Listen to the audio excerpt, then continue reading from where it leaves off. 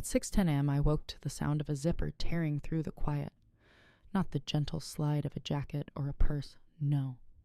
This was the stiff final kind of zip, the kind that means someone is packing a life away.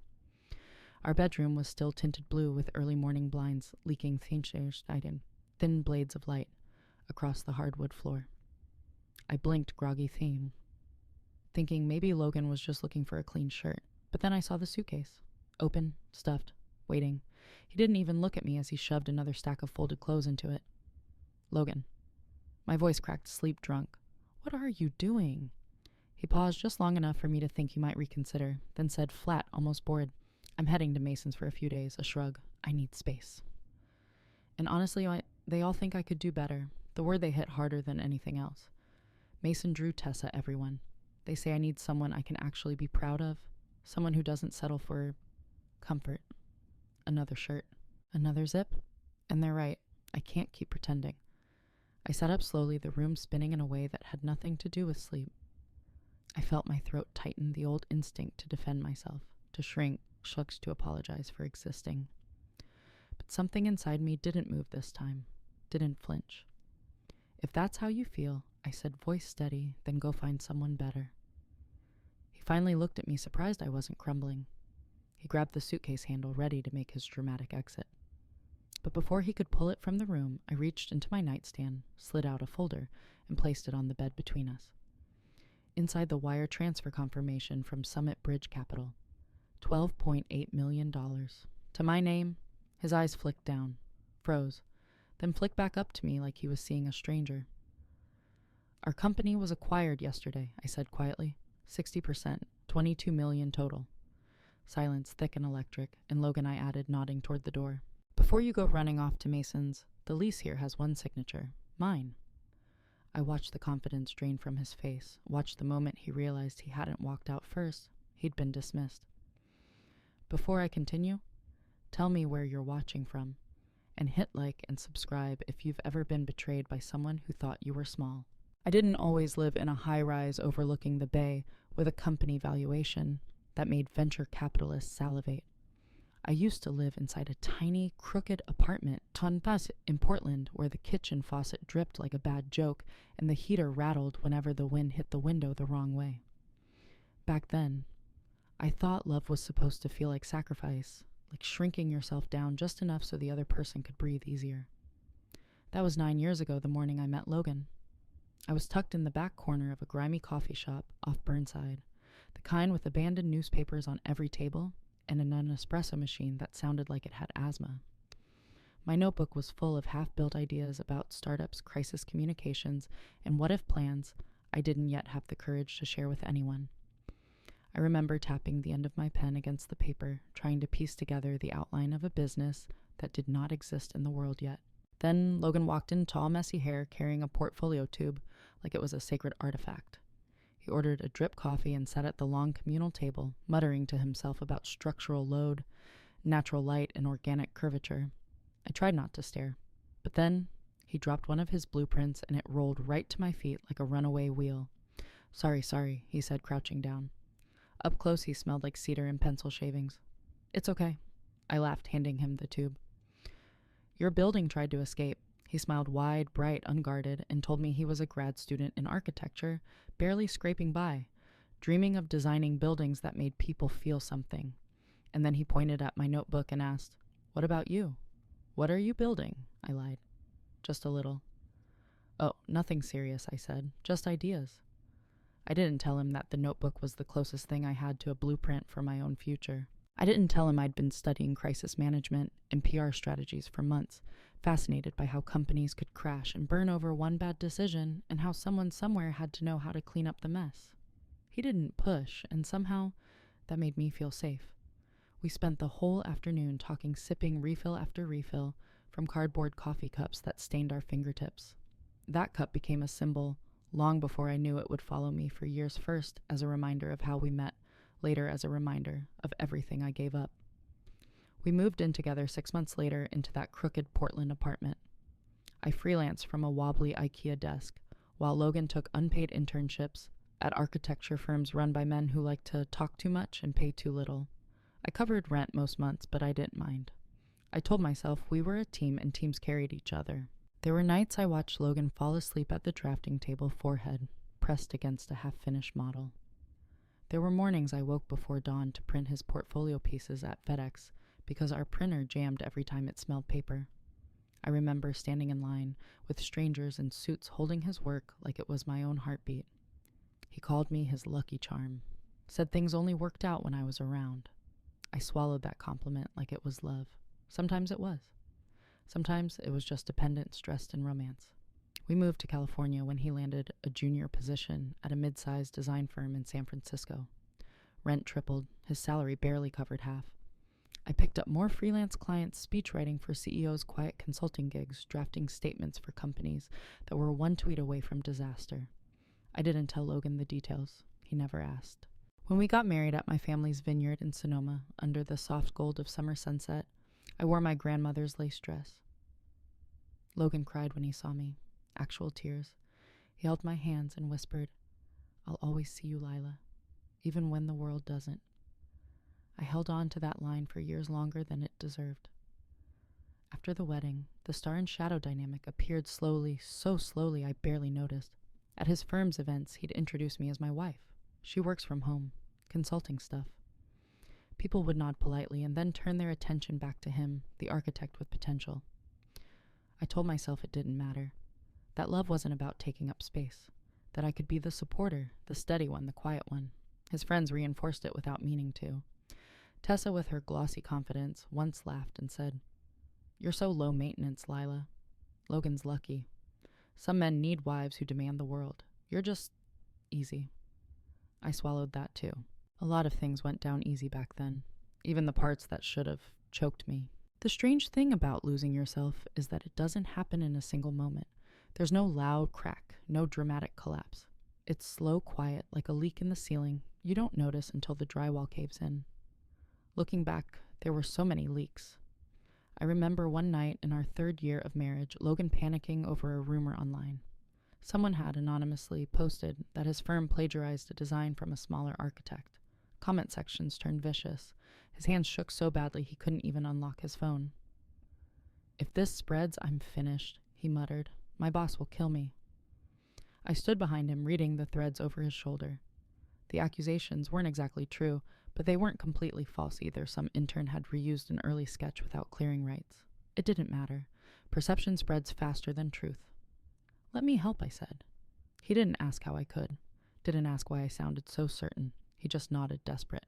I drafted a statement for the firm carefully worded to acknowledge oversight without admitting liability.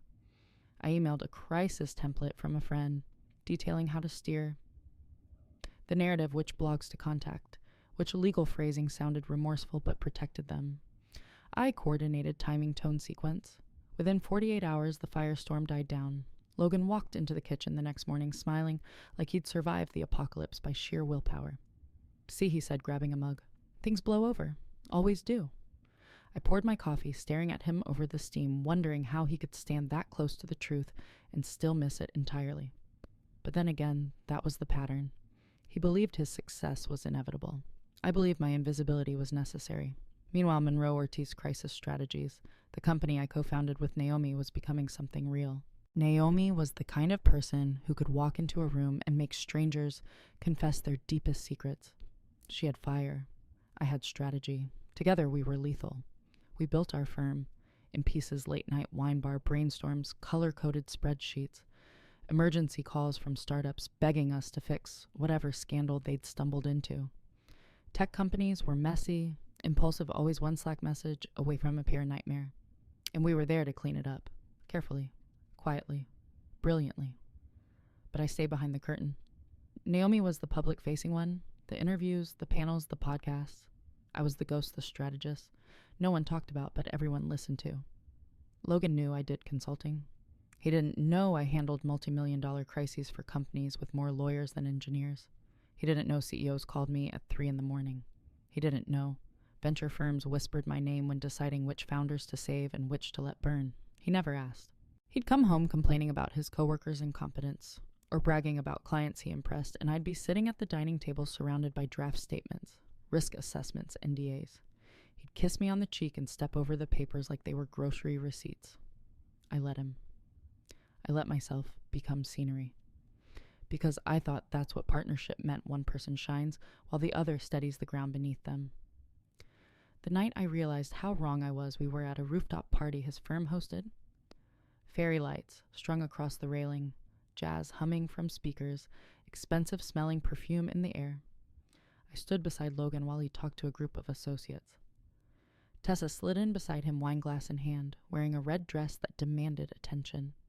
So she said brightly, "Logan, when are you two finally getting serious about your brand? You could be huge." Seriously, if you weren't tied down? She didn't even finish the sentence. She didn't have to. The implication hovered between them like perfume. Logan laughed. Not awkwardly, not nervously, comfortably. He didn't defend me. He didn't push back. He didn't even look at me to check if I'd heard. Later that night, he said, "Don't take it personally. You know how Tessa is." I said nothing, but something inside me shifted. A small, sharp crack. A leak growing louder. And then came Caroline, the only one in his friend group with an ounce of decency. She caught me alone by the balcony railing and said quietly, "I think people underestimate you on purpose. Not just them. Him too." I didn't know what to say. No one had ever said it out loud. She continued, "I looked you up once. On LinkedIn. There was barely anything. But your eyes, they don't match someone who's doing nothing." It was the closest thing to validation I'd gotten in years, and yet it stung because it meant the invisibility wasn't accidental. It was engineered. By me. For him. Still I stayed. Still I carried. Still I hoped one day he'd look up and actually see me. But he never looked. Not once. Not until the morning he packed his suitcase and tried to walk out with the last pieces of the woman he thought he owned. He didn't know it yet. But that morning wasn't the end of me. It was the end of the version of me he had created. The minutes after Logan walked out felt strangely still, like the air in the apartment had paused to watch what I would do next. I sat on the edge of the bed, staring at the dent his suitcase wheels left in the rug. For years I thought, if something ever broke between us, I'd fall apart. First cry, plead, replay every moment, wondering what I could have fixed. Instead, I felt something closer to precision, like my mind had finally snapped into its true shape. I wasn't going to chase him. I wasn't going to explain myself, and I damn sure wasn't going to beg a man who walked out at dawn because his friends said he could do better. If they thought I was invisible, fine. I would operate with the power of a ghost, quiet, but undeniable. The first step, protect everything I'd built. I called Dana Whitaker, a family attorney Naomi had introduced me to years ago. Dana didn't sugarcoat anything. If he's listening to friends, he'll listen to a lawyer next. Gather documentation, all of it. Joint accounts, personal accounts, rent receipts, transfers, equipment, you paid for everything. I opened my laptop and started pulling files. The numbers painted a story I already knew, but had never seen in one place. 7 years of me. Carrying the invisible weight while he pretended he was the only one climbing. Next step, hold the line. No answering his texts. No smoothing the edges of his guilt. Silence is a strategy, and I knew how to use it. Silence makes people fill in the blanks with the version of the truth they fear most. Then came the timing. Summit Bridge Capital wanted public visibility after the acquisition. In 12 days, Logan's birthday dinner was scheduled at Maison Aurelia, just the two of us. I changed the reservation. 12 seats, private room, projector, presentation ready. Not revenge. Revelation. I wasn't going to tear him down. I was going to tell the truth he'd never bothered to ask for. My final rule was simple. No more shrinking. If he wanted to evaluate my worth, he would finally see the full scale of it. Whether he could bear it or not wasn't my problem anymore. I woke before the sun the next morning, not because of anxiety, but because my body had learned a new rhythm overnight. A rhythm without him. The apartment was cold and blue in the early light, the kind of quiet that used to make me feel lonely. Today it felt like oxygen.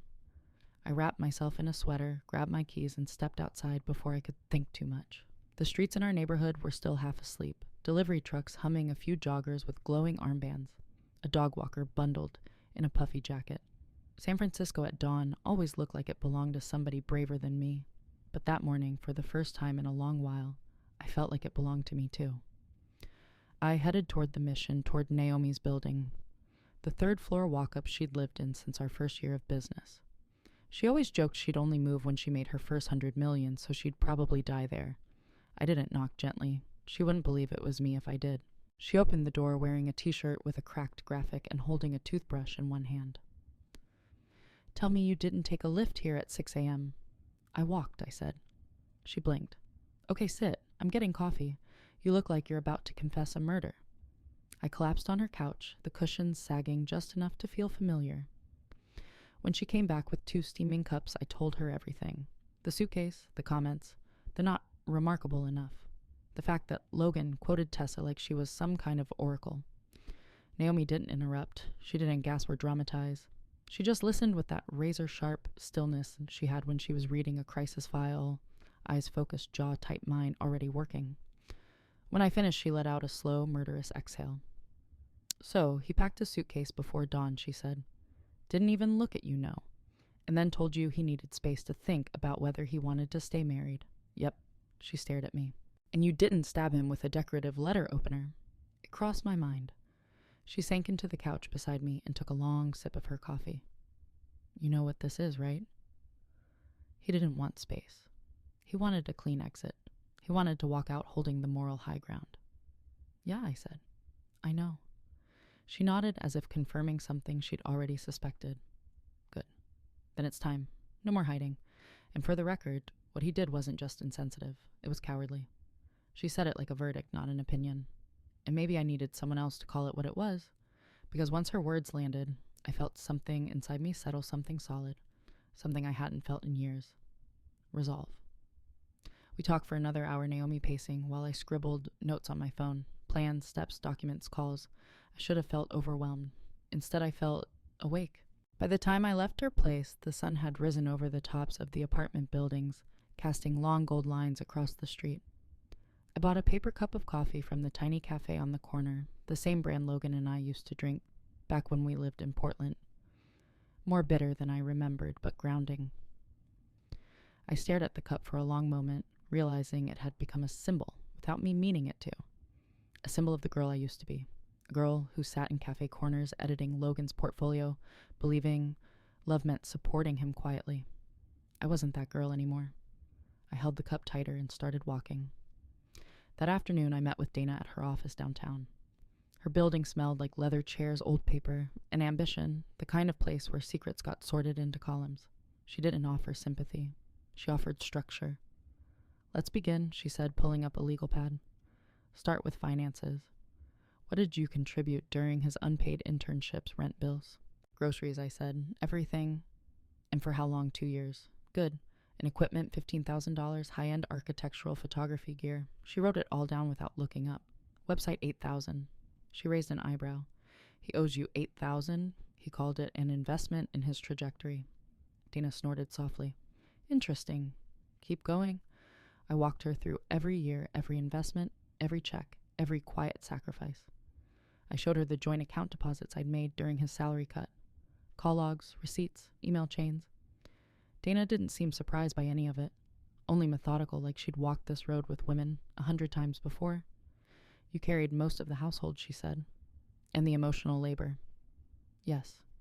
"He's going to spin it," she warned. "Men like him don't know how not to. But you're organized, and you have documentation. The truth is your asset." That line stayed with me.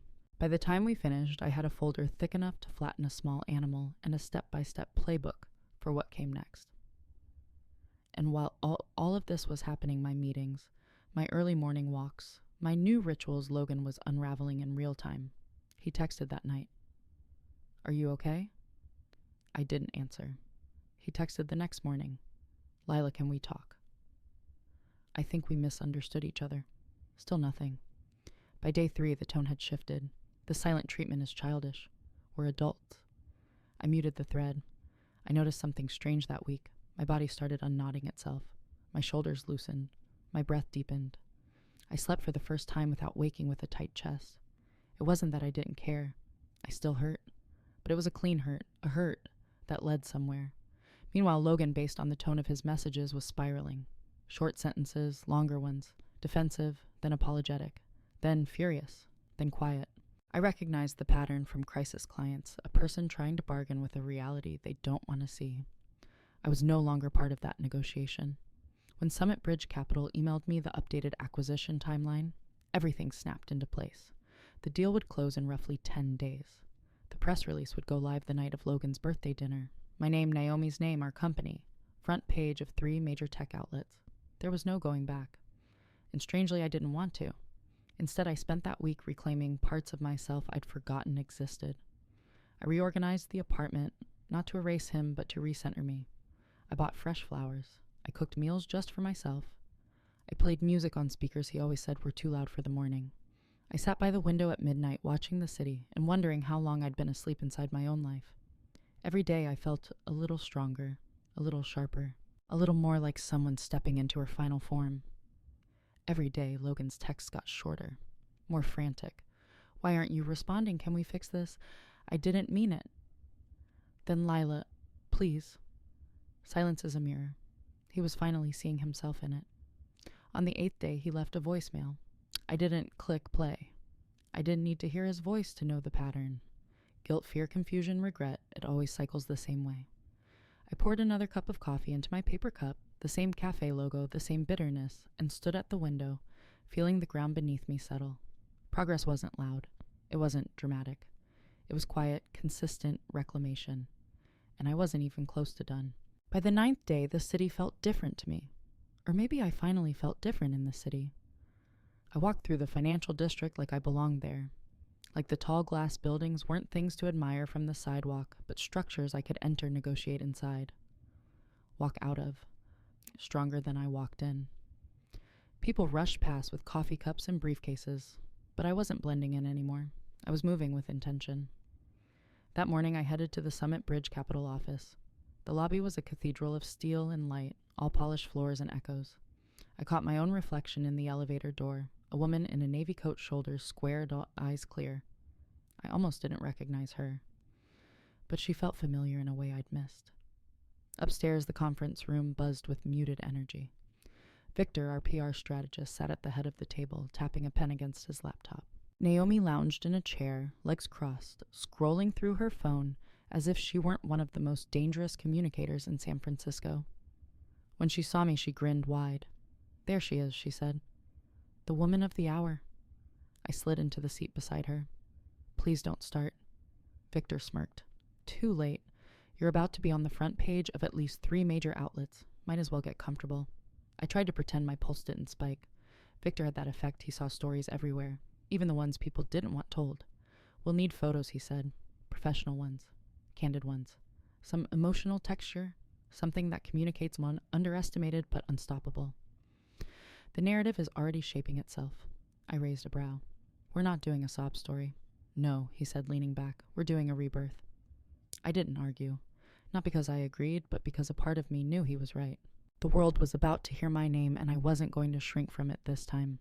We spent the next 2 hours prepping the rollout, the press, timing the embargoes, the interviews. Naomi would field the statements I would sign off on. Every step felt like assembling armor piece by piece. When we were done, Victor closed his laptop with a decisive click. Your husband still doesn't know, right? No, I said. And he won't until it's public. He nodded slowly. Good. The reveal matters. The moment matters. This is your line in the sand. Naomi nudged my shoulder. And if he tries anything dumb, Dana will turn him into dust. I laughed not because it was a joke, but because it felt startlingly possible. For the first time, my life didn't feel like something happening to me. It felt like something I was steering. Later that afternoon, I went apartment hunting not to move right away, but to remind myself I had options. The leasing agent at a sleek building in Soma walked me through a unit with floor-to-ceiling windows overlooking the Bay Bridge. The sunlight poured in so generously that the whole space looked suspended in gold. I placed my hand on the cool window glass and imagined what it would feel like. Waking up there alone, without waiting for footsteps in the hallway or a voice calling my name. It didn't feel lonely. It felt clean. Logan texted again that evening. Please talk to me. Just tell me what's going on. I powered my phone off. Not in anger. In peace. The next day was devoted to prepping the dinner, what I started calling in my head the reckoning. I met with Colette, the manager of Maison Aurelia, who walked me through the private dining room. The space was intimate, framed by clusters of Edison bulbs and dark velvet curtains. A projector screen stood neatly folded against the wall. Do you want it set up when guests arrive? She asked, or brought out later. Later, I said. I want it to feel understated. Until it isn't. She nodded knowingly. A reveal then. I smiled. Exactly. We tested the sound system, the lighting cues, the table arrangement. Colette took notes, meticulously adjusting placements until the room felt perfectly calibrated. When we finished, the space felt like a stage. A stage not for a confrontation, but for clarity. As I left the restaurant, my phone buzzed again. This time, it wasn't Logan. It was Caroline. She wanted to meet. We found a quiet cafe near the Embarcadero where she arrived looking strangely nervous. She ordered chamomile tea before even sitting down, and her hands trembled as she lifted the cup. I don't know how much you know, she began, but I think Logan's friends pushed him. Hard. I waited. She swallowed. Tessa especially. She kept telling him he was wasting potential. That being with someone who wasn't flashy would hold him back. Flashy, I repeated. The word landed like a pebble dropped down a well. Caroline nodded. She said it more than once, and Logan listened. I'm sorry. Her voice cracked a little. Not dramatically, just enough to feel sincere. I didn't blame her. Caroline had always been an observer more than a participant, but I wasn't expecting her next sentence. You should know, she said quietly. Tessa and Logan were discussing a startup idea. She wanted him free from obligations before pitching it to investors. That's why she pushed him. I blinked. She wanted him to leave me. For investor optics. Caroline nodded. Yes. I exhaled slowly, the truth settling into place like dust on old furniture. Not shocking. Just clarifying. Thank you, I said, for telling me. Lila, she added softly, I hope you burn them with facts, not anger. Facts always hit harder. I smiled. That's the plan. She squeezed my hand before leaving, and I realized she wasn't just apologizing. She was switching sides. That night, I drafted the presentation. Slide after slide of financial timelines, joint expense deal documentation, client success benchmarks, every invisible labor turned visible. I didn't exaggerate. I didn't embellish. I told the truth cleanly, like a surgeon making incisions. Halfway through, I paused and stared at the laptop screen. There was a time when this kind of thing, showing the full weight of my work, felt like bragging. Now it felt like breathing. Across the city, Logan was unraveling further. Dana forwarded me a fraud alert from the bank. Someone tried to move funds from our joint account without proper verification. The attempt failed. I didn't need a name. I knew. He was preparing for an outcome he couldn't predict. Meanwhile, I was preparing for one I could finally control. At midnight, I stood at the window with a fresh paper cup of coffee, bitter warm grounding, and looked at the city lights, blinking like signals. Not chaos, not noise, possibility. The old version of me would have been terrified. The new version of me felt steady. Reclamation wasn't loud. Reclamation was precise, and I knew with bone-deep certainty that the woman who would walk into Maison Aurelia in 3 days wasn't a wife pleading to be valued. She was the storm, arriving to collect overdue truth. 3 days before the dinner, the pressure started to shift subtly at first, then with a speed that felt like weather turning. The more silent I stayed, the more frantic Logan became. Silence works like a mirror. It forces people to face themselves without distraction, and he hated his reflection. On the morning of day 10, he called twice before noon. I didn't pick up either time. Around 3, he left a voicemail, voice shaky, the kind of tremble a man gets when he realizes the ground beneath him is no longer steady. Lila, this isn't funny. I don't know what you want from me. Just call me back, okay? But I wasn't interested in explaining what he'd broken. Not yet. Not on his timeline. By that evening, the tone shifted again. I was on my laptop updating slide formatting for the dinner when an email from Dana popped up. Emergency. Call me, I dialed immediately. Your husband tried to move money again, she said without preamble. Bigger amount this time. 5 figures. My stomach tightened, not with panic, but with a sharper, cleaner awareness. Of course he did. He's scared, Dana continued. Men like him act out financially when they lose emotional control. I leaned back in my chair, staring at the ceiling. Let the bank handle it. He's not getting a dime. Dana hesitated before adding, be prepared. He might escalate emotionally, too. I didn't answer, because in that moment, another call came in Logan. Again. I ignored it. He texted instead seconds later. You're overreacting. Then I didn't mean what I said. You know that. Then we can fix this. And when none of that worked, this is cruel, Lila. Seriously, pick up. I set the phone face down. Later that night, I met Naomi for a drink at a dim bar with red leather booths and jazz humming. Through old speakers, the air smelled like amber and whiskey, comforting warm. She slid into the booth opposite me and scanned my face like a surgeon, evaluating damage. "You look too calm," she said. "I've done crisis control for years," I replied. "I know the shape of a meltdown." "Not yours," she said. "His." I shrugged. "He made his choices, and now he doesn't like the consequences," she said, sipping her wine. Classic. We shared a look, half amusement, half knowing exhaustion. But before I could relax into the moment, Naomi went still. Her gaze flicked past me. "Don't turn around," she murmured. But Tessa just walked in. My spine stiffened despite myself. What the hell is she doing here? "Probably circling," Naomi said. "People like her can smell narrative shifting. She's here to gather intel." I kept my eyes forward, but I could feel it, Tessa's presence, radiating that sharp, performative confidence she always wore like perfume. Naomi watched her like a hawk. "She's coming over," Naomi whispered. I inhaled, once bracing. Tessa slid into our booth without asking, dressed in a cream blazer that probably cost more than her morals. Her smile was brittle, stretched too wide. "Hi," she said, as if we were old friends catching up. "Lila, can we talk?" Naomi leaned back, expression smooth but lethal. "She's not available." Tessa ignored her. "Logan is spiraling," she said in a rush. "He thinks you're leaving him. He thinks, well, I don't know what he thinks. He's a mess." I stared at her. "And why is that my problem?" She blinked rapidly, clearly expecting softness I no longer possessed. "Because you two are married." "Are we?" I said quietly. "Because he seemed pretty sure he deserved someone better." Her jaw clenched, a tiny flicker of guilt crossing her face. "I shouldn't have said that. I didn't mean—" "Yes, you did," I cut in. "You meant every word. You just didn't expect it to matter." She flinched. Naomi smirked behind her glass. "Wow, she's growing teeth." Tessa swallowed hard, then leaned forward. "Lila, look, things got twisted. But Logan doesn't deserve to be destroyed. I'm not destroying him," I said flatly. "I'm just done protecting a version of him that never really existed." Her eyes darted away. She wasn't here for Logan. She was here for herself. "What's actually going on?" I asked. "Why are you really here?" Her hands trembled slightly as she tucked hair behind her ear. "The startup we were discussing, Logan told me you wouldn't care. He said you weren't invested in his career. Investors were already asking questions. They don't like complicated narratives." "So you pushed him to leave me," I said. "Not a question?" Tessa exhaled shakily. "I miscalculated." There it was, truth disguised as confession. "Miscalculated?" I repeated. "You treated my marriage like a branding inconvenience." She didn't deny it.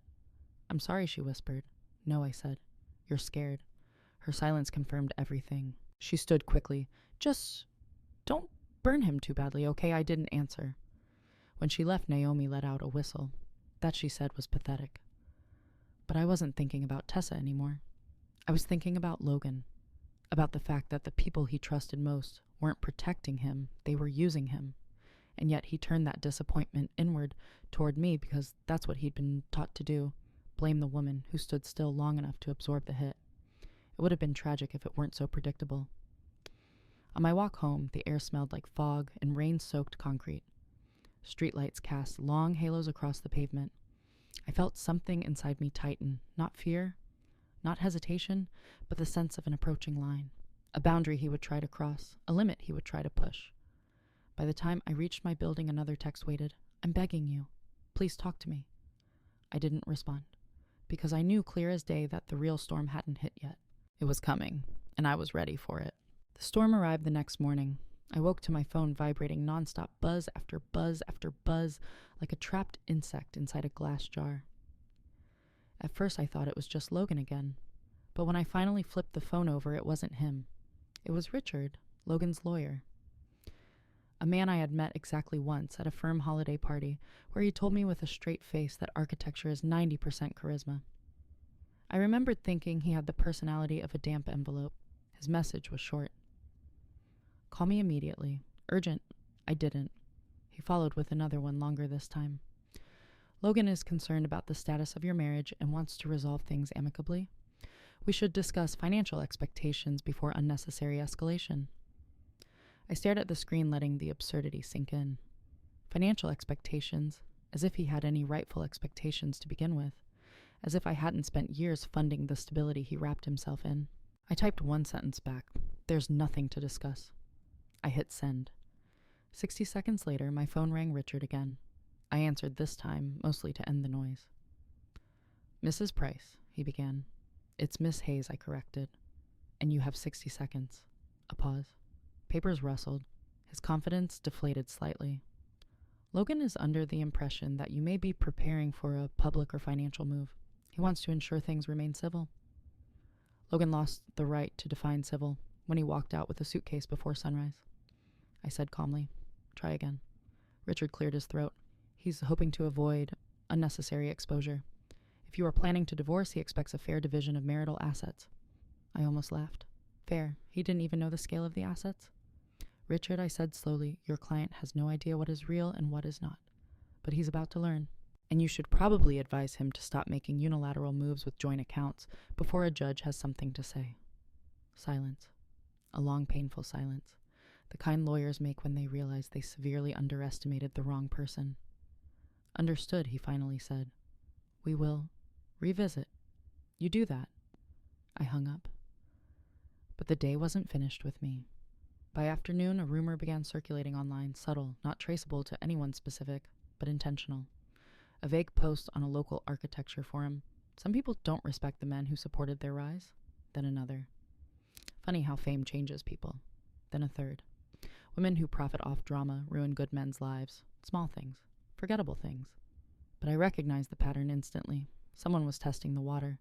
Someone was trying to seed a narrative before I could tell the real story. Victor called within 10 minutes. "I assume you've seen the posts," he said. "Yes." "They're coming from someone connected to him," he continued. "Probably a friend. Possibly the lawyer." "Tessa," I said. "Bet on Tessa or Mason." The fact that Victor had said it so casually made something twist in my chest. Of course. Logan's circle always protected their own interests, not him. "Don't engage," Victor said. "Let them talk. The truth you're about to drop will flatten any whisper campaign." I rubbed my forehead. "This wasn't supposed to be a spectacle." "It isn't," he said. "This is pushback. Weak rush, sloppy pushback. The kind people make when they realize the ground is shifting under them." He wasn't wrong. But pushback, no matter how sloppy, always creates complications. By early evening, the whispers had snowballed just enough that one of my long-term consulting clients sent a cautious email. "We saw some chatter online. We value your discretion. Just confirming none of your work intersects with personal matters." It wasn't a threat, but it was a warning shot. I crafted a short reply, clear and professional and ice cold. "My personal life has no overlap with client data confidentiality or crisis protocols. Your information remains protected, always." They responded within minutes. "Appreciate the clarity. Standing by you." But the message lingered. People were paying attention now. That night, Logan finally stopped texting. Hours of silence. It should have felt like relief, but instead it felt like the air before an earthquake's still tense buzzing. Around 10, someone knocked on my door. My pulse jumped. I opened it halfway, expecting a delivery, maybe Naomi, but the sight that greeted me stole every word from my mouth. Logan. He stood in the hallway looking wrecked. Not dramatic wrecked. Not drunk, not crying. Just hollow. Shirt wrinkled eyes, rimmed red hair messed like he'd been pulling at it for hours. "Lila," he whispered, "please, don't shut me out." I didn't open the door wider. I didn't invite him in. "We are not doing this in the hallway," I said quietly. "Say what you need to say." He swallowed hard. I messed up. I know I messed up. I shouldn't have said what I said. I shouldn't have left the way I did. I don't know what I thought." "You thought I was small," I corrected. "Disposable." He flinched. "No. I was stupid and scared. Everyone kept saying things and that I wasn't remarkable enough," I said. His eyes squeezed shut. "That was never mine. That was Tessa's," I finished. "Yes, I know." He opened his eyes then, and the truth inside them was raw, not honesty, but desperation. A man realizing the safety net he assumed existed had disappeared. "I want to fix this," he whispered. "Tell me how to fix this." "You don't," I said. "You listen, and you accept." He looked at me like the words physically hurt. "I miss you." I felt the old ache pulse in my chest, recognition, history, grief. But it didn't shake me.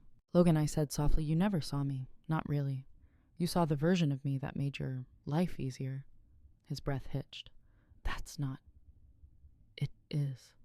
He looked away, and for a moment I almost pitied him. Almost. But pity is not love, and love can't survive where respect has died. I'll see you at dinner, I said. His head snapped up. Dinner? Yes, I said, stepping back. Maison Aurelia. 7 o'clock, you should come. He swallowed hard. Are we talking there? We're finishing, I said. Then I closed the door slowly, deliberately, and for the first time, he didn't knock again. I arrived at Maison Aurelia 15 minutes early, because of course I did. Crisis people are never late to their own explosions. The September air had that sharp edge of the bay in it, cool and damp, the kind that slips under your jacket. The restaurant glowed on the corner like a secret.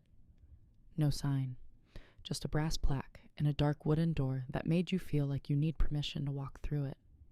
I stood outside for a second longer than necessary, watching couples slip in laughter, and our cover floating back with the warmth. Logan and I had walked past this place a dozen times. He always slowed down, eyes tracking the people at the windows, and said, "Someday when I really make it, we'll eat there." He never knew I made the reservation 4 months ago, back when someday still meant together. Inside, the host stand was lit by a single pendant lamp. Colette looked up as soon as I walked in. Her dark hair was twisted into something neat, her expression the kind that comes from watching rich people do stupid things. "Miss Hayes," she said with that slight lilt, "everything is prepared." Of course it was. I had sent her a long email. She led me past the main dining room, where glasses clinked and low music hummed into the narrow corridor that ended at the private room. As we walked, I could feel my pulse in my fingertips. This wasn't a client's disaster. This was mine. The private dining room was as I'd requested, a single long table set for 12, white linen, so crisp it looked ironed onto the wood. Candles flickered in brass holders. 12 champagne flutes waited, empty but expectant. At the far end, discreet but impossible to miss, stood the projector screen rolled down in blank. Waiting. I set my laptop bag on the sideboard and took a slow breath. "You may wait at the bar if you like," Colette said. "I will send guests to the room as they arrive." "No," I said. "I want to see them come in." She gave me a look I couldn't read, then nodded and slipped away. The bar sat at the edge of the main room. I chose a seat where I could see the entrance, and through the glass panel the corridor to the private room. The bartender placed a glass of sparkling water in front of me without asking. "For clarity," he said. I smiled. "I'm going to need it." The first guests arrived at 6:52. Mason and Drew together, both in suits that tried a little too hard. Mason had put on weight. Drew looked the same always, checking his phone like real life was the commercial break between notifications. They stepped inside, scanned the room, then frowned down at their screens. I knew what they were looking at, the text I'd sent from a new number earlier that week. "Hey, it's Lila. Surprise birthday dinner for Logan at Maison Aurelia. Private room. 7 p.m. dress, nice. Don't tell him." Mason said something to Drew, who shrugged. They approached the host stand. Colette spoke with them briefly, then gestured toward the corridor. They disappeared. Next came Harper 3 minutes early. Tailored blazer, sharp heels, hair pulled back in a no-nonsense twist. She was Logan's colleague, but unlike the others, she'd always treated me like I had a brain. Twice she'd asked, "So what exactly do you consult on?" I dodged. She didn't see me at first. She spoke with Colette, got directed to the private room, and only when she turned did her gaze catch on me at the bar. She paused just long enough to lift a hand in a small greeting. I nodded back. Her eyes narrowed like she was slotting puzzle pieces into place. At 7:01, Tessa arrived. She stepped through the door like it was a runway emerald dress and practiced smile. When the host directed her toward the private room, she glanced around lazily until her eyes landed on me. The smile faltered. "Just a fraction." She recovered quickly, lifting her chin, but I saw the flash of unease. She walked past the bar with a waft of perfume, pretending not to see me. I watched her reflection in the mirrored back wall instead. Watched her shoulders tighten as she caught sight of the extra chairs waiting in the private room. She thought this night was about her influence over him. She had no idea. By 7:08, everyone was there except Logan. I could see them through the glass, the cluster around the table, the way they hovered rather than sat. Mason making a joke that fell flat. Drew checking his watch. Tessa scrolling her phone. Harper standing slightly apart, eyes sharp. Colette approached me. "Your guests are seated. Almost all of them," I said. As if cued, the front door opened again. Logan walked in, and for a second, my body forgot how to breathe. He wore the charcoal suit I'd bought him for his promotion. His hair was tamed in that polished way I used to help him with before the big presentations. He looked like the man I married on the outside. He crossed the threshold, scanning the room, confusion knitting his brows when he saw the main dining area instead of the intimate table for two he was expecting.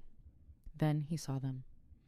Through the glass, his eyes landed on the private room, on Mason Drew Tessa Harper, on champagne flutes, on more than 2 place settings. His hand slipped into his pocket, pulling out his phone, checking the confirmation I'd sent Mason Aurelia 7 p.m. birthday dinner.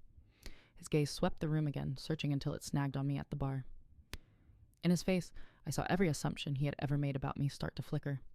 He walked toward me slowly every step, hesitant, like the floor might crack. "Lila," he said when he reached me. "What is this?" I turned on my bar stool to face him. "Happy birthday," his jaw flexed. "Why are they here?" "Because you told me their opinions matter," I said evenly. "And I listen." "What are you doing?" His voice was low, close to pleading. "I thought this was a dinner to talk. Just us?" "Oh, we're going to talk," I said. "But not just us." His eyes flicked to the private room again. "This feels off." "Does it?" I asked. "Because 2 weeks ago you tried to leave at dawn without a real conversation. You wanted space. You get it. Tonight you also get context." He opened his mouth shut. It swallowed. "Lila, if this is about what I said it is, I cut in. It's exactly about what you said. And what you didn't say. For 7 years." The muscle in his cheek jumped. "Can we not do this in public?" I glanced around. "We're not in public, Logan. We're in a controlled room with witnesses. You should appreciate the design." For half a second, he almost smiled. The old impulse to follow my banter flickered, then died. He exhaled. "Are you going to humiliate me?" he asked quietly. The question landed between us like a weight. "No," I said. "I'm going to introduce you." He frowned. To who I stood, picking up my laptop bag. "To your wife." I walked toward the private room without checking if he followed. I knew he would. Pride, curiosity, fear, they'd drag him in, whether he was ready or not. Colette opened the door as we approached, stepping aside. The room fell silent as we entered, the hum of the restaurant muffled by thick walls. "Happy birthday," Mason said, trying for cheer and landing somewhere near strained. "Guess it's a party." Logan looked around slowly, like he was counting exits. Apparently. I moved to the head of the table, the seat I'd chosen deliberately, not at his side, not halfway down, but at the center of the far end, where everyone would have to look to speak. "Thank you all for coming," I said, my voice steady. "I know the invitation was last minute." Tessa forced a smile. "Surprises are fun?" Sometimes I agreed. Logan stayed standing near his chair, hands braced on the back like a man steadying himself on a ship. "Lila," he said under his breath. "What is this?" "This," I said, meeting his eyes, "is clarity." I nodded to Colette. "We're ready for champagne." She gave a signal to the sommelier, who began moving around the table, filling flutes with pale gold. Logan didn't reach for his glass. Neither did I. I waited until everyone else was holding theirs, fingers curled around thin stems, bubbles rising. 2 weeks ago, I began. Logan came home and told me his friends think he can do better than me, that I'm not remarkable enough for him. The words sucked the air out of the room. Shoulders tensed, eyes darted. Mason suddenly found his napkin fascinating. Drew's mouth opened, then closed. Tessa went very still. Harper did not blink. "And you know what?" I continued. "He was right about one thing. There is a gap between who he thinks I am and who I actually am." I reached into my bag, pulled out my laptop, and set it on the table beside my untouched glass.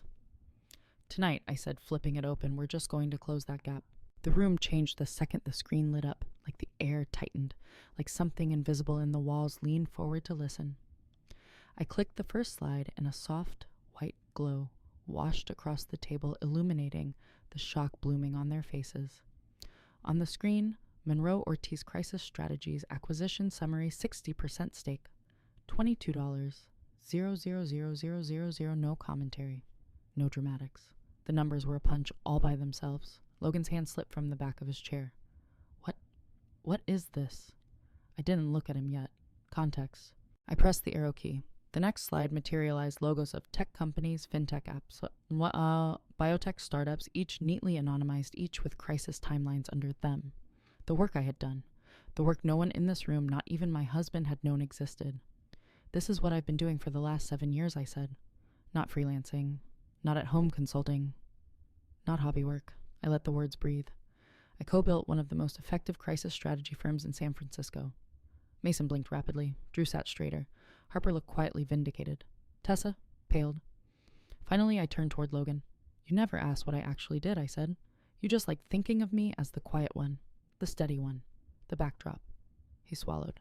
That's not. I clicked again.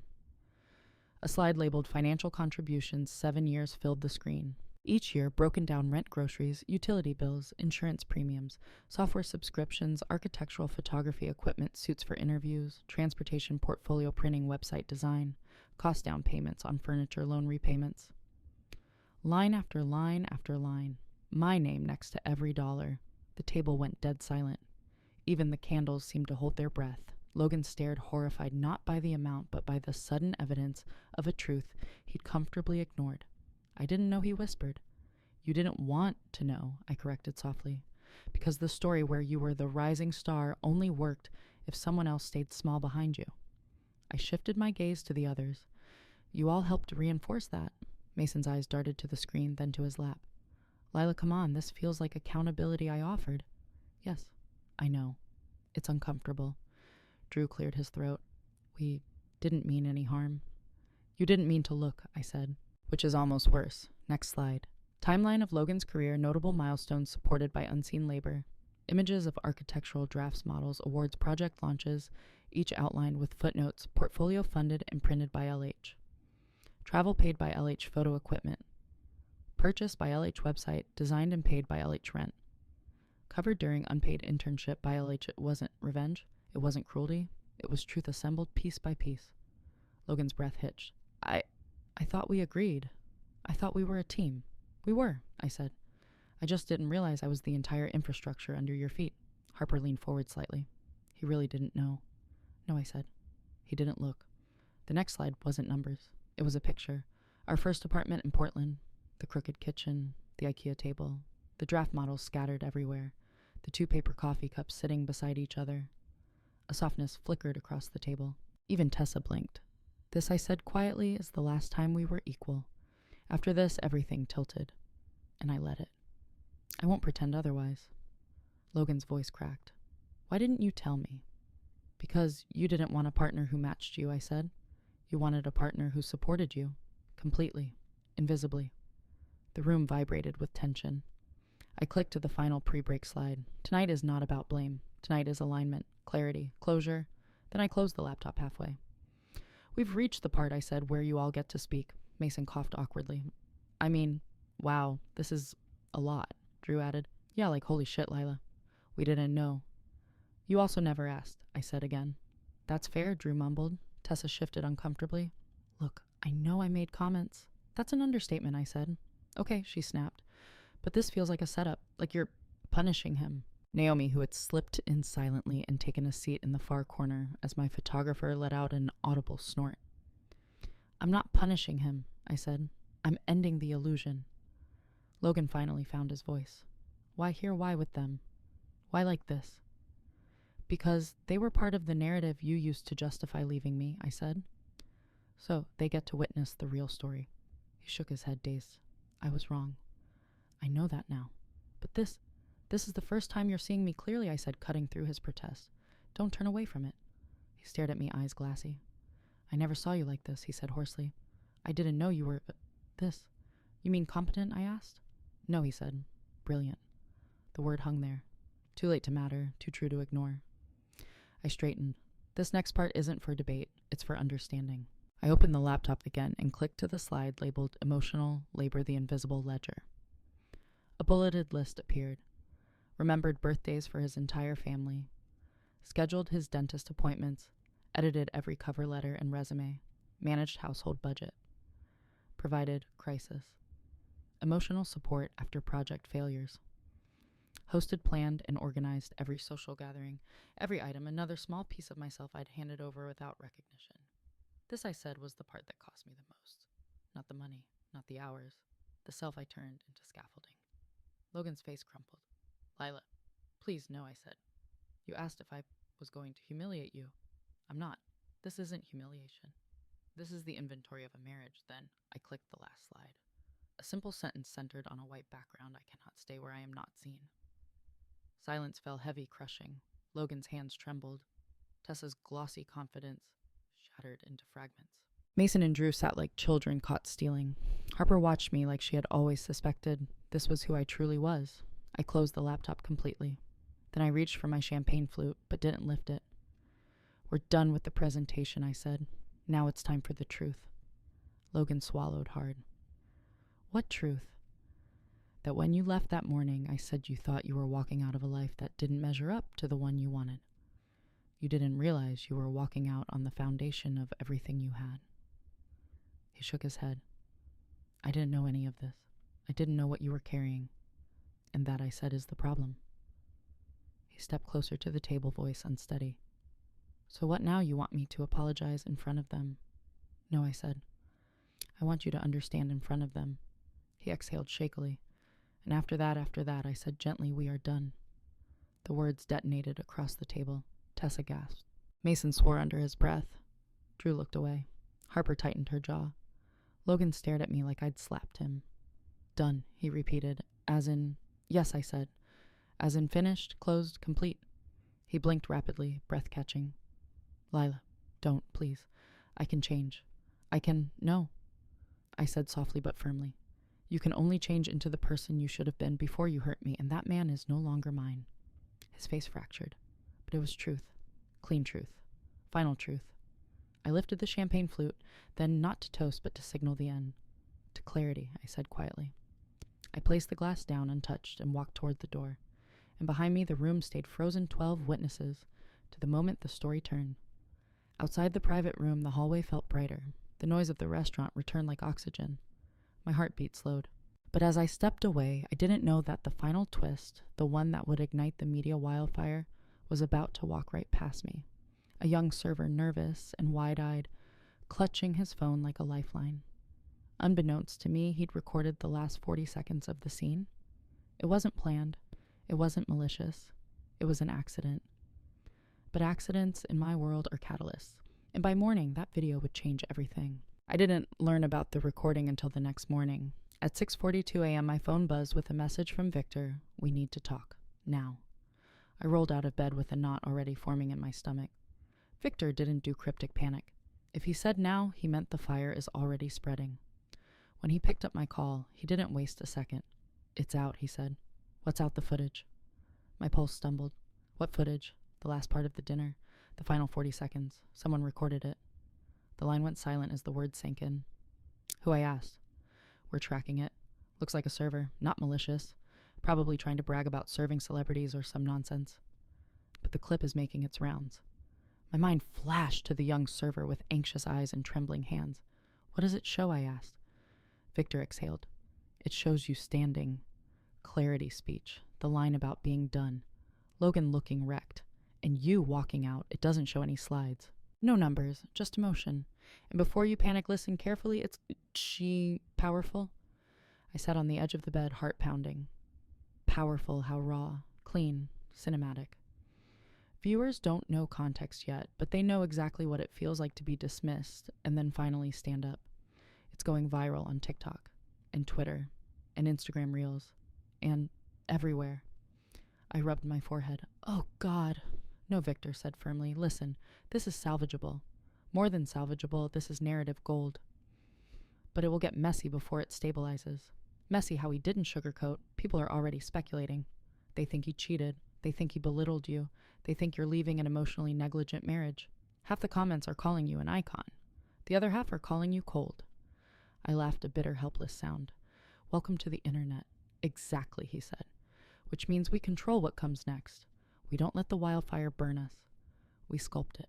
I breathed slowly, but through the rush of adrenaline. Okay, I said. Tell me what to do. Victor's voice went cool and precise, professional mode.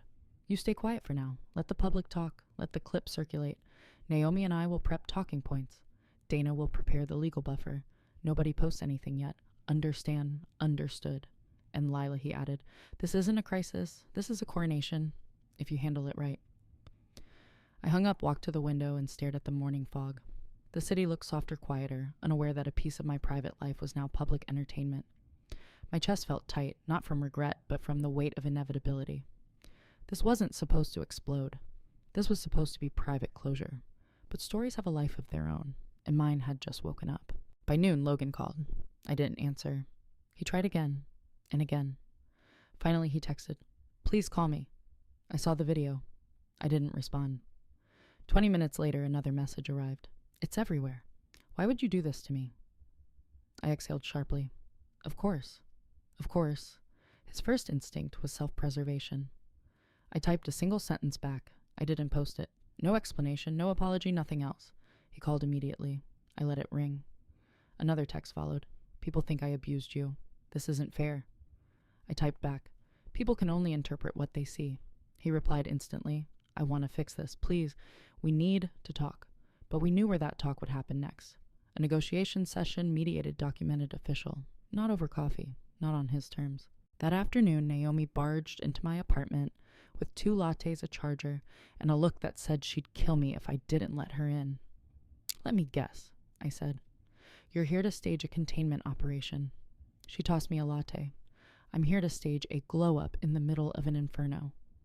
We sat on the couch, phones open, scanning the online aftermath. The clip was everywhere. People were stitching it with their own stories of bad relationships, emotional erasure, invisible labor. A creator with 3 million followers titled her video, "When she finally realizes she was the backbone the whole time." Another, "This woman didn't just leave a man. She left a narrative." And then there were the inevitable critics, "Cold wife humiliates husband in front of friends. Modern feminism is destroying marriage. Imagine doing this to a man who loved you." Naomi pointed at the latter category. "These are irrelevant. Loud, but irrelevant." I nodded. My hand still shook slightly. "Focus," she said. "You're not in damage. You're in reframing. People don't know the whole story yet. They're filling in gaps with their own projections. When the press release drops, when your role becomes public, the picture will shift." "It feels like a hurricane," I murmured. "You're the eye of it," she said. "And also the cause." I stared at the screen again. One comment caught my eye. You can hear the years in her voice. Something in my throat tightened. Because yes, my voice in that video wasn't the voice of a woman angry in the moment. It was the voice of a woman who'd been quiet too long. "Okay," I said finally. "What's the strategy?" Naomi grinned. "Knew you'd get there." By evening, we had a 3-phase plan. Victor would handle the media positioning. Naomi would build the messaging. Dana would finalize the legal boundaries. Phase 1, silence. Let the speculation peak. Phase 2, controlled clarity. A calm, concise interview, not emotional, not dramatic about the acquisition, my work, and the reality of invisible labor. Phase 3, closure. Announce separation with grace, not bitterness. But before we could execute any of it, the real battle arrived. At 9:17 p.m. My buzzer rang. I froze. Naomi looked up sharply. "Are you expecting anyone?" "No." The buzzer rang again, longer this time. I walked to the intercom, pressed the button. "Who is it?" A voice crackled through. "It's me, Logan." My grip tightened on the metal box. Naomi stood up immediately, expression hardening. "Don't let him up," she whispered. But I knew I had to. Not to comfort him, not to explain, but because this confrontation was inevitable. I pressed the entry button. A minute later, Logan appeared at my door, breathless from taking the stairs, hair wind-tossed, eyes wide, with something between fear and accusation. "Lila, please tell me you didn't leak that." I stepped aside just enough for him to enter. Naomi stayed exactly where she was, arms crossed. "I didn't," I said. "It was a server." His jaw tightened. "The whole world thinks I'm a monster." "That sounds like a personal problem," Naomi muttered. He ignored her. "Lila, you could have at least warned me." "I didn't know," I said. "But even if I had, the truth is the truth." "People saw what they saw." "That wasn't the whole story," he said, voice breaking. "You made me look. I didn't make you look anything I cut in." I spoke my truth. "If it looks bad on you, maybe ask yourself why." His shoulders stiffened. "I'm losing clients. My boss called. People at the firm are whispering. You weaponized their opinions about me for years," I said. "Now you're upset they finally have opinions about you. That's not fair. Neither was your marriage to me." He went still, completely still. Then quietly, "I loved you." I inhaled slowly. "I believe that you loved the version of me that made your life easier. The version that stayed small." He shook his head desperately. "No. I didn't know what you were doing, what you were carrying. I didn't know who you—" "That's the point," I said. "You didn't look." Silence dropped like a curtain. He looked around the apartment, as if seeing it for the first time. The flowers, the reorganized shelves, the absence of his presence in the space. This is really over, he whispered.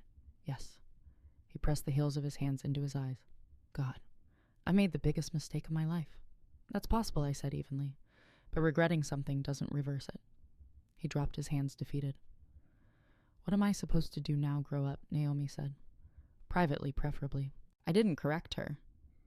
Logan exhaled shakily and stepped toward the door. Before he left, he paused, hand on the knob. I hope one day you see that I wasn't all bad, he said softly. I held his gaze. And I hope one day you see that I was never small. He left, quietly. No door slam, no last-minute plea, just gone. When the door clicked shut, Naomi let out a long breath and collapsed onto the couch. Well, she said that's done. For now, I whispered, because the internet was still roaring, the clip was still spreading, and the world was waiting for the next chapter. But for the first time, I wasn't scared. The climax didn't break me. It clarified me. And the woman who walked out of that restaurant, the woman in the viral clip, was the woman I had been becoming all along. The morning after Logan showed up at my door, the city felt strangely still, like the world was pausing before a shift. I woke earlier than usual, brewed coffee in silence, and sat at my kitchen table, watching steam rise from the mug. The viral clip had already hit 1 million views. My name wasn't public yet, but people online were giving me one anyway. The woman who said enough, it should have terrified me. Instead, it felt like alignment.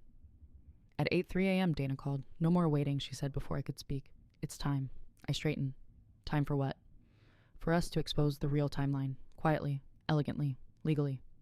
I already felt my pulse shift into strategist mode. Tell me, she inhaled. We pulled Logan's email logs. Not content just metadata. And I found something you should see. My breath caught. From 2 weeks before he walked out, her tone sharpened. There are emails between Logan and Richard. Discussions about protecting his share, preparing for marital separation, and this is the most interesting, line positioning public sympathy in case she becomes unreasonable. The words hit me like cold water. Not because they hurt, but because they confirmed what I already knew, deep down. He'd been preparing to leave long before Tessa whispered her poison. He just wanted to walk out with leverage. Send them to me, I said. Already did, she replied. Now listen. These aren't smoking guns, but they show intent, and intent matters. I leaned back in my chair, fingers drumming the table. So what's our move? Controlled transparency, she said. An interview. You don't mention him by name. You don't describe the dinner. You don't comment on the clip.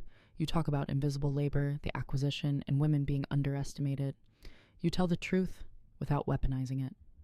So, diplomacy. Exactly, Dana said. We win by being consistent. He loses by reacting emotionally. And what about the emails, I asked. Dana's voice softened, but only slightly. We don't release them.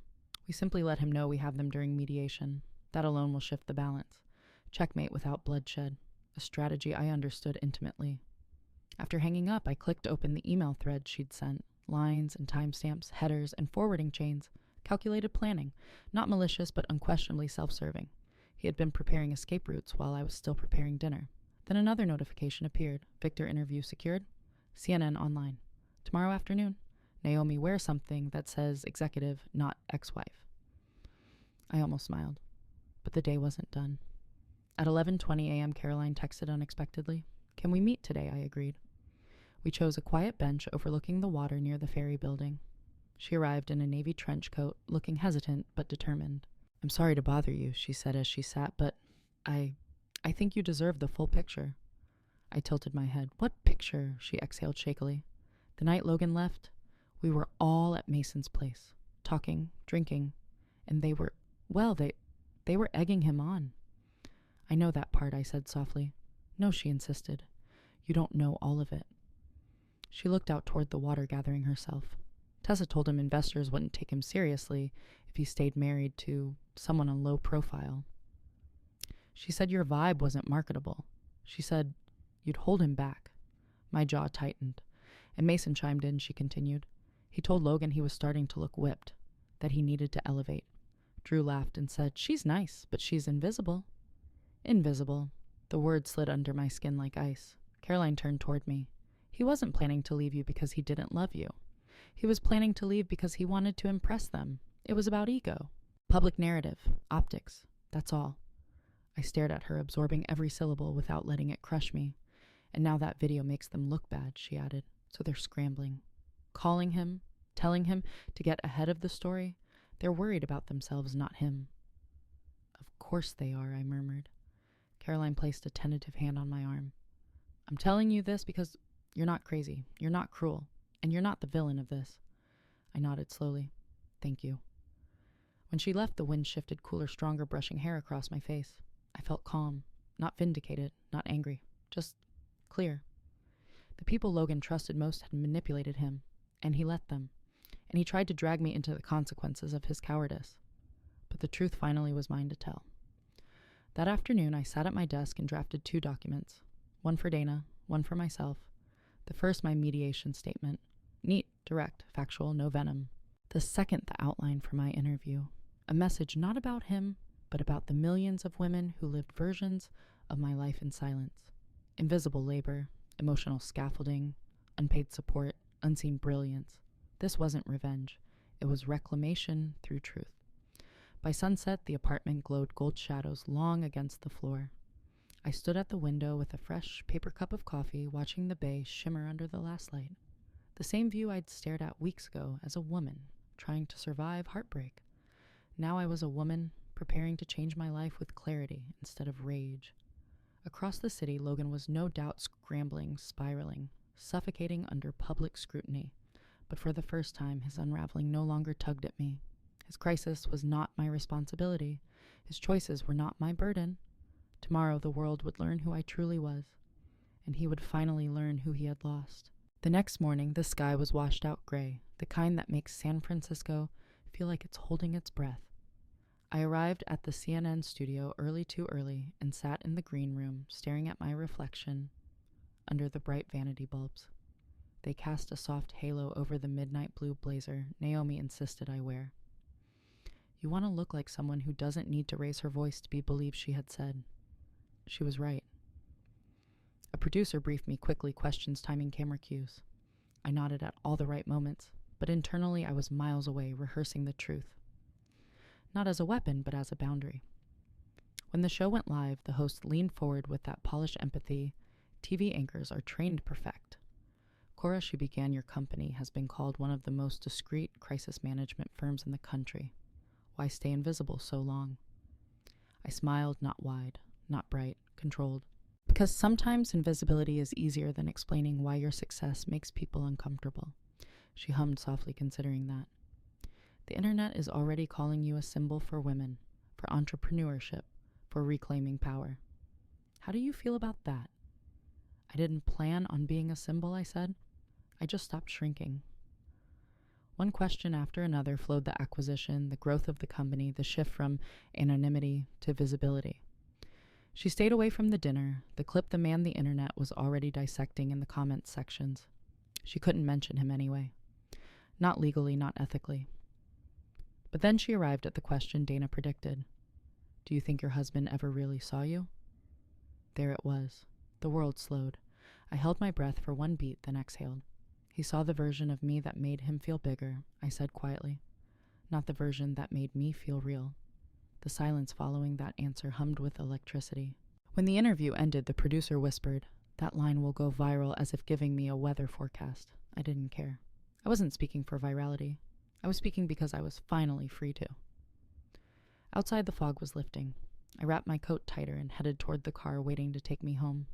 But I didn't make it that far. Logan was standing by the curb. He looked smaller.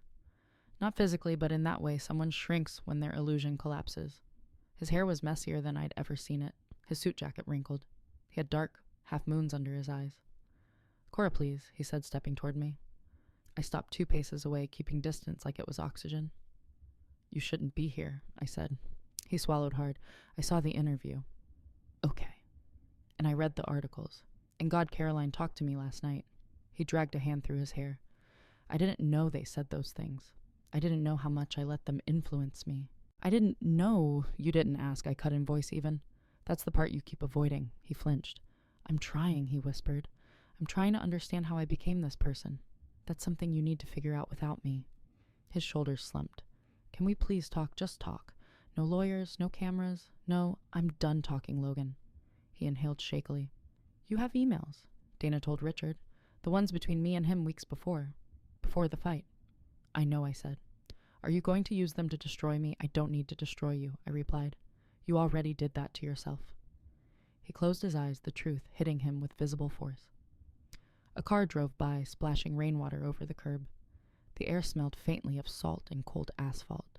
Logan opened his eyes again. Do you hate me? No, I said simply. I just don't see you the way I used to. He looked gutted, absolutely gutted. We were supposed to be a team, he whispered. We were, I said. But I can't keep carrying someone who refuses to walk beside me. He nodded slowly as if absorbing each word like a blow. I'll sign whatever you need. You don't owe me anything. I know. And I really am sorry. He meant it. But meaning it didn't undo the years of not seeing me. It didn't undo the suitcase at dawn. It didn't undo the silence he let build around me like a cage. His remorse was honest, but it wasn't enough. I hope you figure out who you want to be, I said softly. Then I stepped past him, opened the car door, and slid inside. He didn't follow. He didn't call my name. He didn't reach for me. He just stood there alone on the sidewalk, watching the version of his life he once took for granted disappear into traffic. When I got home, Dana was waiting in the lobby with a folder. He folded, she said. No contest. No claim on the company. No claim on the apartment. Clean split. Good. And I have one more thing. She handed me a small flash drive. These are the emails. You'll never need them again. I took it, walked to the building's metal trash chute, pressed the flap open, and let the flash drive fall into the void. Dana blinked. You sure? Yes, I said. I don't need leverage. I just need peace. She smiled, slow proud. Then you've already won. Upstairs, I set a fresh paper cup of coffee on the windowsill, watching the city glow beneath the late afternoon sun. The same symbol that once meant exhaustion now felt like a quiet coronation. The crisis was ending. The truth had done its work. And the next chapter, mine not ours, was finally ready to begin. 3 months after everything detonated after the dinner, the viral clip, the interview, the mediation in San Francisco felt different. Or maybe I finally felt it. The sharp edges of the city seemed softer. Even the fog didn't cling the way it used to. It rolled in like an old friend instead of a warning. My mornings built themselves around new rhythms. A run along the Embarcadero, a coffee from the corner cafe. Sunlight spilling across the hardwood floors of an apartment that finally echoed only my footsteps. No waiting for someone else's schedule. No measuring my day around another person's moods. No shrinking. I didn't realize how heavy the silence had been until it became peaceful. Work changed too.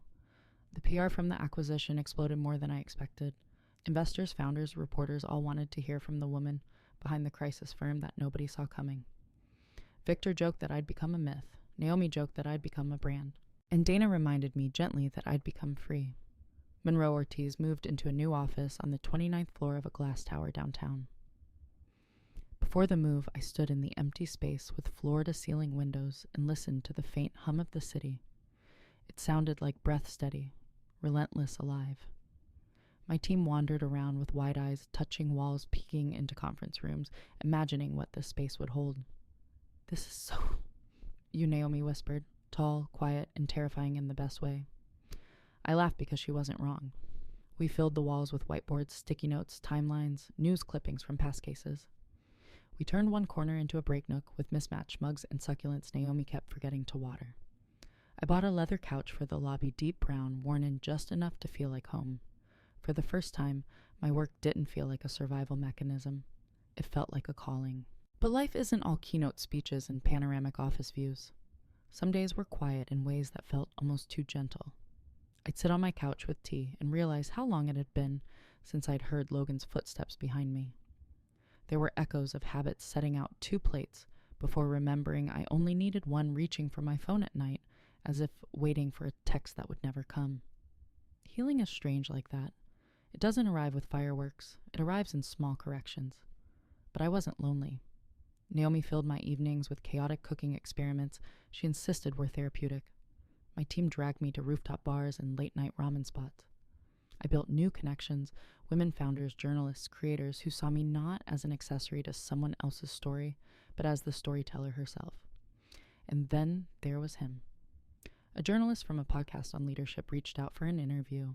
His name was Eli Hayes. Soft voice, sharp mind. A kind of quiet curiosity that didn't try to consume mine. We talked for 2 hours on mic and another hour off it. He didn't flirt, he didn't pry, he didn't treat me like a headline. He asked the kind of questions only someone who actually listens would ask. When the interview ended, he lingered by the studio door, hands shoved into his pockets like he wasn't sure whether to stay or go. If you ever want to continue that conversation, he said, not for the show. I'd like that. I didn't say yes. I didn't say no. I just smiled. Small. Honest. That was enough for then. As for Logan, the world went quiet around him. The firm kept him, but he lost major clients. Word spread that he moved to a smaller city north of Sacramento. Started over somewhere, quieter somewhere no one recognized his face from a viral clip he didn't control. I didn't hate him for it. I didn't pity him either. His chapter in my life ended cleanly without a final twist. The only message he sent after the mediation was simple, I hope you're okay. I never replied. Not out of bitterness, but because I finally understood something crucial. You don't owe closure to someone who mistook your silence for comfort. Some stories don't need a final conversation. They just need an ending. One evening, near the start of winter, I walked past the cafe, where Logan and I first met years ago. It had changed ownership, new name, new chairs, new life. The place didn't carry our ghosts anymore. I didn't stop. I just kept walking, hands in my pockets, breath fogging the air, a paper cup of coffee warming my fingers. The city lights reflected on wet pavement, turning the whole street into a shimmering path ahead of me. And for the first time in a very long time, I didn't wonder who I would become. I knew. I was already her. A few weeks later, winter arrived in quiet ways. Longer shadows at 4 p.m., colder wind sneaking under my coat, the city's skyline turning sharper against a pale sky.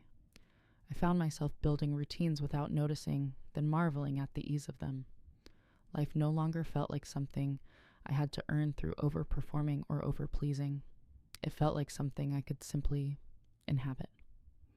On one particularly cold morning, I sat on my living room floor with a stack of old notebooks, sorting through years of plans, sketches, half-written ideas.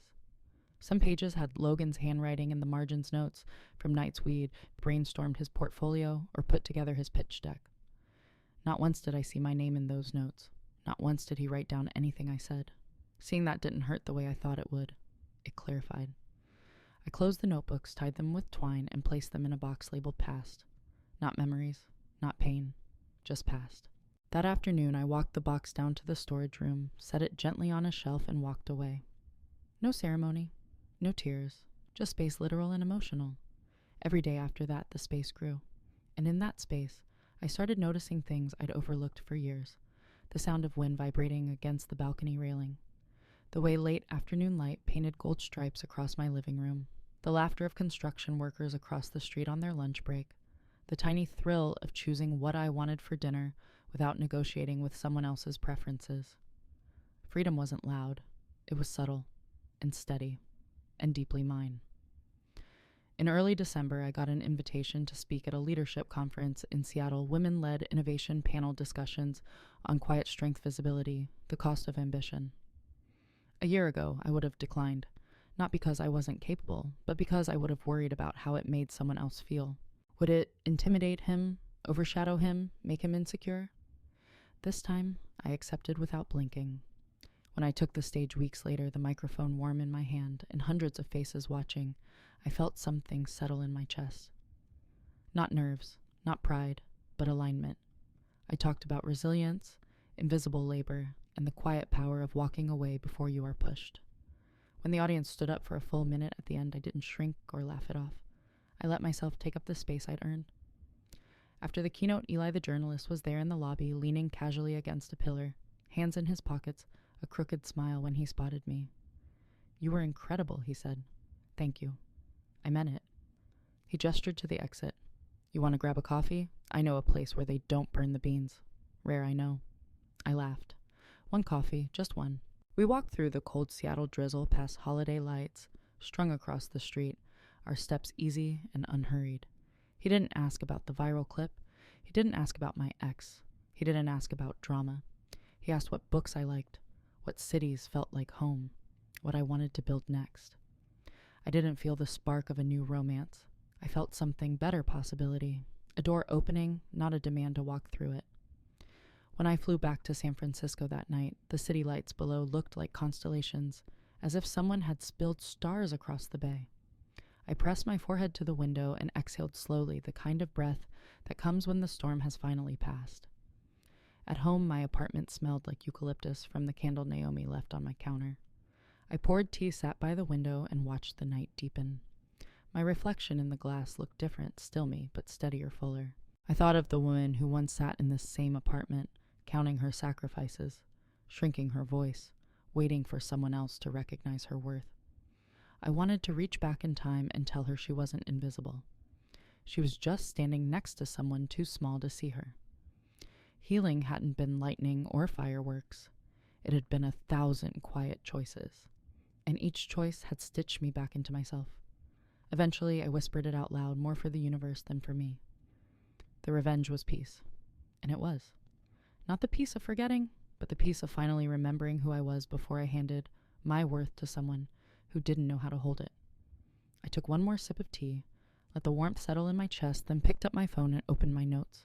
I began outlining a new project, a workshop series for women, navigating invisible labor, emotional load, professional erasure. Something I wished I'd had years ago, because survival wasn't enough. I wanted to show others how to reclaim themselves too. As I wrote, my phone buzzed Naomi. Her message, "If you're not busy tomorrow, rooftop brunch. The girls want to celebrate you." I smiled. I typed back, "I'll be there." Outside, the wind shifted gently as if the night itself was exhaling with me. I closed my laptop, wrapped a blanket around my shoulders, and looked out across the city alive, bright, pulsing with millions of stories. This one was mine. Finally. Fully. And it was just beginning. Before I end this chapter, if you're watching this from anywhere in the world, if you've ever felt unseen, unheard, or quietly erased, don't leave without sharing your story in the comments. I read all of them. And if you want more stories about reclaiming your voice, hit like and subscribe. Trust me, your next chapter is coming too.